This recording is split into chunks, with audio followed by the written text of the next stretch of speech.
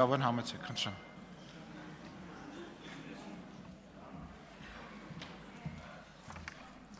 Շնորհակալ եմ, Մեծարգո ազգային ժողովի նախագահ,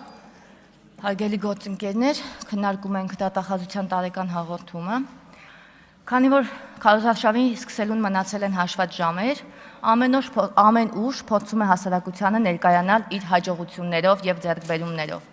Մենք խոսում ենք մեր կատարած բազմաթիվ աշխատանքներից, ձեռքբերումներից, հաջողություններից, իսկ դաշնակցությունը խոսում է միայն քրեական գործերից, որոնք իրենց վերջին հնգամյակի քաղաքական ձեռքբերումներն են։ Եվ ամենաշատ քննարկվողը։ Ամիսներ շարունակ եւ այսօր ահաբեկչության մեղադրանքով կալանավորված մի խմբակ հորջորջել եք Բագրատ Սրբազանի եւ 18 արդարների գործ։ Եվ արդեն որերորդ անգամ խոսում եք, որ քրեական գործը շինծու է, փաստերը կեղծվում են, գաղտնալսումները ամանորյա հանդեսի մասին են, հետևաբար երկաթյա աստղիկներն էլ ձյան փաթիլներ էին, գուտ տրամաբանություն, զրույցներ երևի մտադրությունների մասին ինչ-որ հռչակագիր էր, հա։ Եթե շինծու է, ինչու եք դատաքննությունը ձգձգում անհարկի պատճառաբանություններով։ Ինչու եք տարբեր առիթներով Բագրատենց գաղտնալսումից ձեզ հարմար հատվածներ կարդում ու սկսում մեկնաբանել ձեր ձևերով։ Ձեր այդ կեղծ մեղադրանքները առ իրավապահ մարմինների ոչ ոք վաղուց լուրջ չի ընդունում, բացի Զվարթնոցի տաճարի ֆոնին մեծ պասի տխրությամբ լուսանկարված մարդկանցից։ Իդեպ, ձեր գործընկերը ասում էր, որ Զվարթնոցը հեթանոսական տաճար է։ Մենք բոլորս գիտենք, որ Զվարթնոցը հեթանոսական տաճար երբեք չի եղել, բայց չշեղվեմ։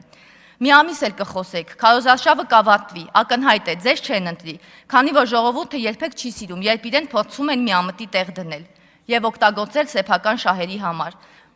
Մարդիկ վաղուց հասկացել են ձեր սեզոնային պայքարների նպատակը եւ իմաստը։ Դուք ձեր բազմափորձերով չուզեցիք հասկանալ, որ այսպես կոչված ձեր սրբազան պայքարը ավարտվել էր դեռևս սաղմնային վիճակում, երբ սպիտակ հագնված սև հոգով մարդը Հանրապետության հրապարակում ժամանակ տվեց Նիկոլ Փաշինյանին։ Այ այդտեղ ձեր բոլոր պայքարներն ավարտվեցին անդառնալիորեն։ Եթե դա հասկանայիք, հուսահատ քայլի չէիք դիմի եւ մարդկանց գյուլելու ծրագրեր չէիք որոճա եւ այսօր այդ հորինածին 18 արդարների մասին կոկոտ չէիք պատվի։ Ամբիոնի մոտ եք գալիս ու ասում ժողովուրդ ձեզ խաբել են։ Մեկն էլ կար անցյալ գումարումում ասում էր ժողովուրդ սովա լինելու։ Չեղավ։ Հիմա ամեն ինչ ճիշտ է։ Մենք վստահել եւ վստահում ենք մեր գլխավոր դատախազին։ Ոչ ոքի ոչ ոք չի խաբել եւ բոլորը գտնվում են իրենց արժանի վայրերում։ Պարոն Մանուկյանը դահլիճում չէ։ Եկել գլխավոր դատախազից պահանջում է մեկնաբանել քաղաքացիական պայմանագիր կուսակցության նախընտրական ծրագրում ամրագրված եկեղեցու բարենորոգման օրակարգի վերաբերյալ դրույթը։ Դատախազության մասին օրենքում հոդված կա,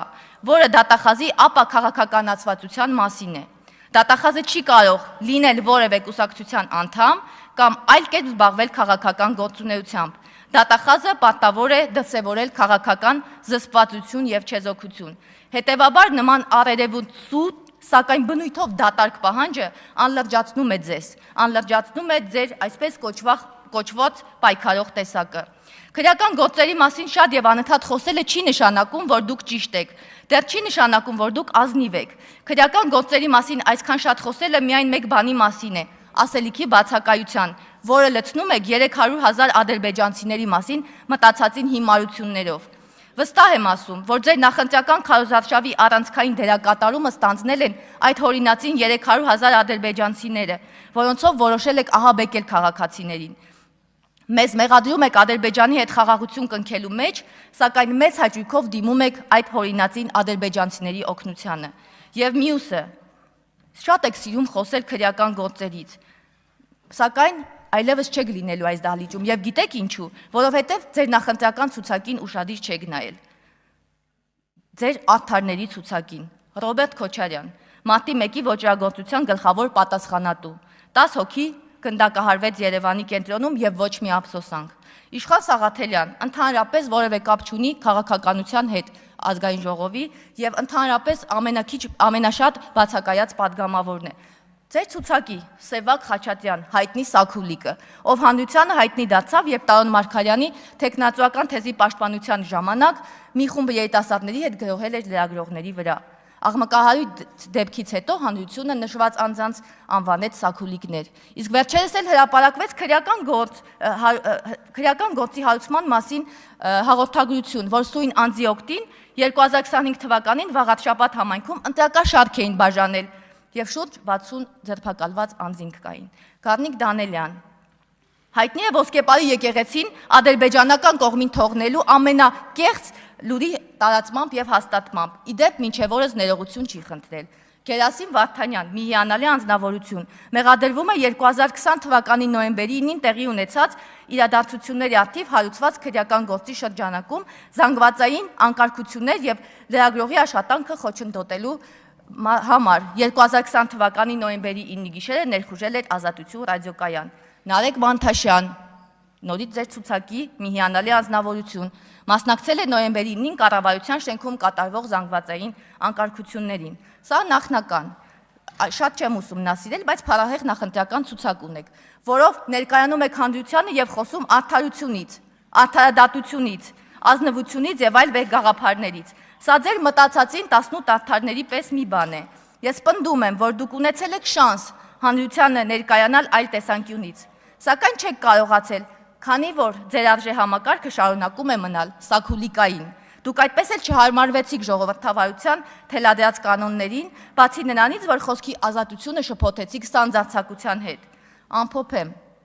ձեզ առնչվող քրեական գործերը շինծու անվանելով, դրանք շինծու չեն դառնում։ Դադարեք մանտրայի պես կրկնել այդ խոսքերը։ Իսկ 44-օրյա քննիչ հանձնաժողովի վերաբերյալ խոսելիս անընդհատ եւ քրեական գործերից խոսելիս եւ զարմանալիս, պարոն Օհանյան, ձեր որդու վերաբերյալ քրեական գործը ուղարկվել է դատարան 2025 թվականի ապրիլին։ Ազնիվ եղեք, տիկնայք եւ պարոնայք, որովհետեւ դեպի ազնիվ կյանք տանող ճանապարհները շատ են։ Փորձեք օգտվել դրանցից։